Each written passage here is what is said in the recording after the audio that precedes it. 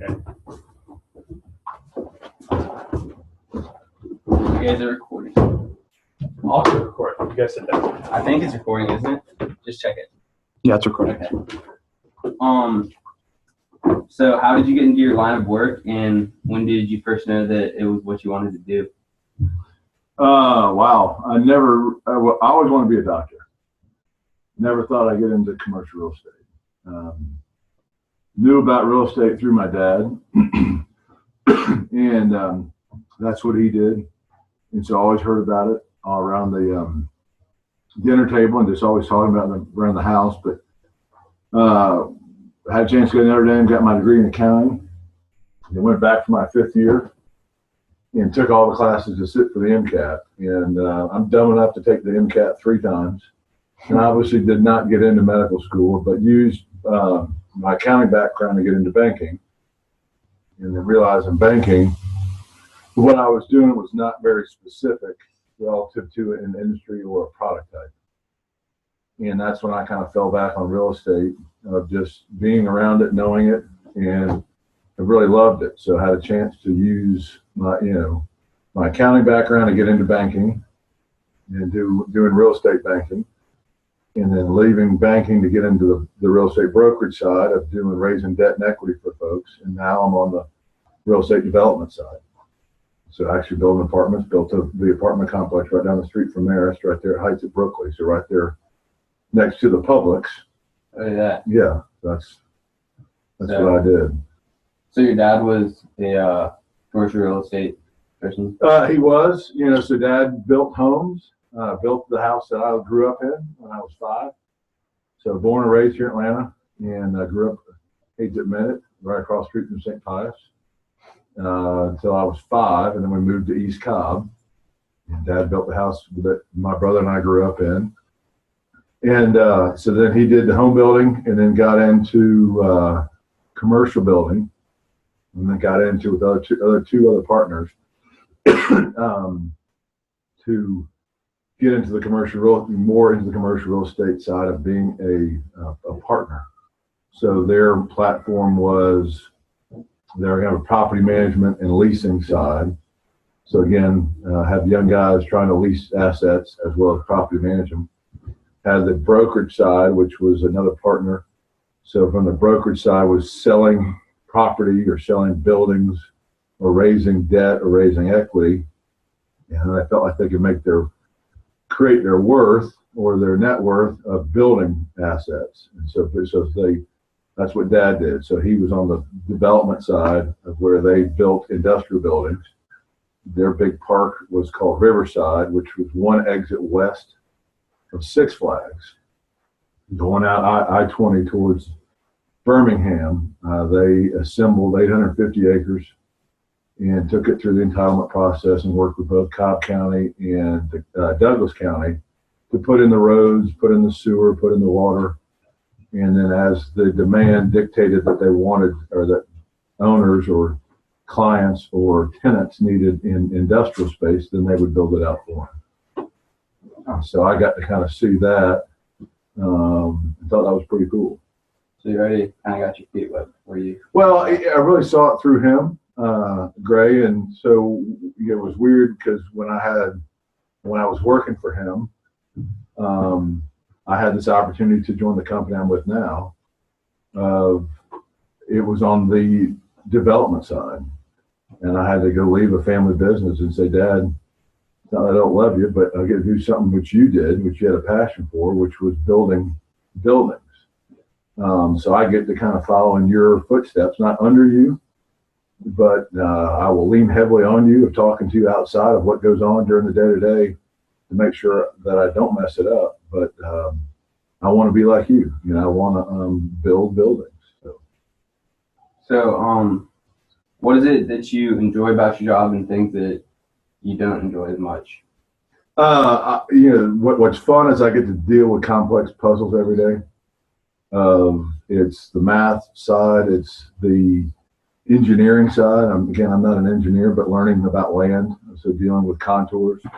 I get to deal with the people side relative to how do you manage a team to make a vision happen. not only on the construction side, but we also have our own property management company. So we manage what we build, of how do we motivate them to get the rents that we need to get. The hard thing, I think, in every business is it can be all consuming. You get up in the morning, you're already thinking about work, you're ready to go, but you got to realize that there's other important things outside of just work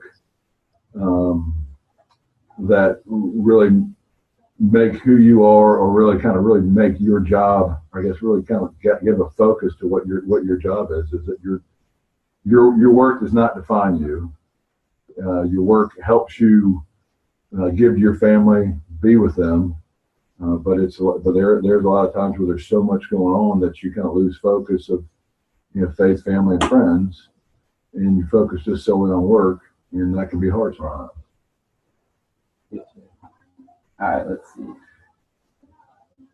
you have any favorite stories about your work life?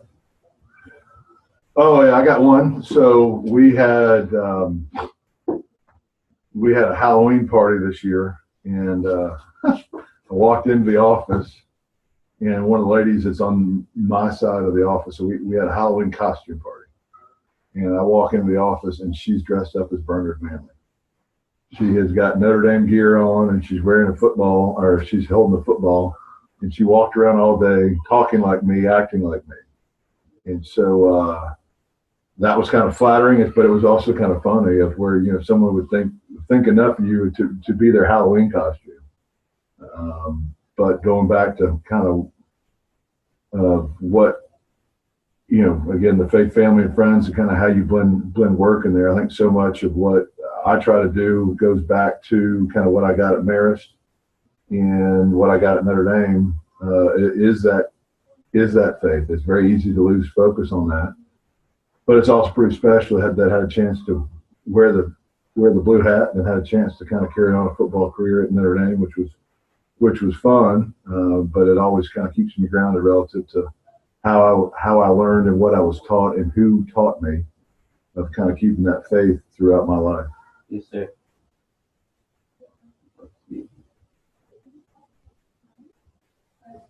Who was your mentor or inspiration? Obviously my dad. He was my best man at my wedding. And as I mentioned earlier, just kind of hearing about real estate and learning that through him. And so it's funny. I never thought that I'd follow in his footsteps, but I did. There was a guy that I played with at Notre Dame, a guy named Tom Gorman, who was recruited under Faust, and he was a starter, and then wound up losing his starting position once Holtz came in. But Tom just always kind of carried himself with grace, with humility, but was always very intense, very thoughtful. And I thought he was a pretty cool mentor. Just kind of wanted to be like him, of where he was on top of the world. Things changed, got put to a different position, but continued to be a solid citizen and a solid leader and a solid person in the locker room, rather than getting sour and kind of turning negative relative to what we were trying to do as a team. So those two, I think, are really the folks that I look at. Obviously, my dad being the mentor, can ask him any question, but Tom, just the way that he handled himself when he was faced with adversity, faced with things that he was not ready to admit had changed, but he did it with such a style and class, which was really neat to kind of watch. So did you learn any lessons during your time playing football at Notre Dame that you'd say play into the way you act at work or do things? Yes. There'll always be someone bigger, stronger, and faster. So in the workplace, there'll always be someone smarter.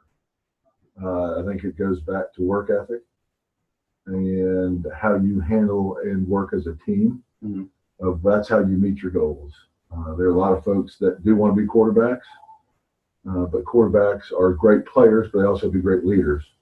But I think where the leadership on a football team really is on the offensive line. You've got 5 guys buying in with one. And they set the tone, the pace, the tempo, and it's through that work ethic and that attitude that everyone kind of jumps on board. I'm not knocking the quarterback at all. He doesn't get hit. I kind of laugh at that. But I think what I learned so much through football was it is a team effort. It is all 11 guys pulling on the same rope. Got to pull at the same time and pull at the same string.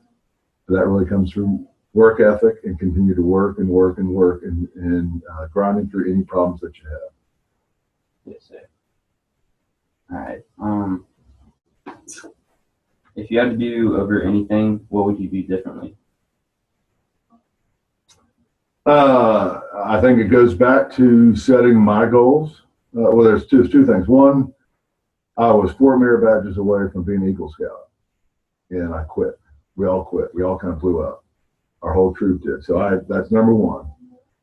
Because Boy Scouts wasn't cool. You were the nerd. You got picked on. But when you go back and look at everything which you learned through that scouting process, it's everything which is cool today.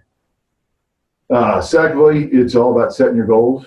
So I always wanted to play football in Notre Dame. Was too fat to play football growing up because it was all weighted. So played as in weighted leagues. And so played soccer and basketball. Went until Mayor said I really started playing football again. And we set our goal to get to the state championship, not to win the state championship. We got the state championship. We didn't win it. So think through your process of what you want for yourself. And I'm not saying winning is the end all be all, but just think through how you set your priorities and set your goals. That if you do want to be that greatness, it's not just getting there, it's winning it. Yes, sir. That makes a lot of sense, actually. All right.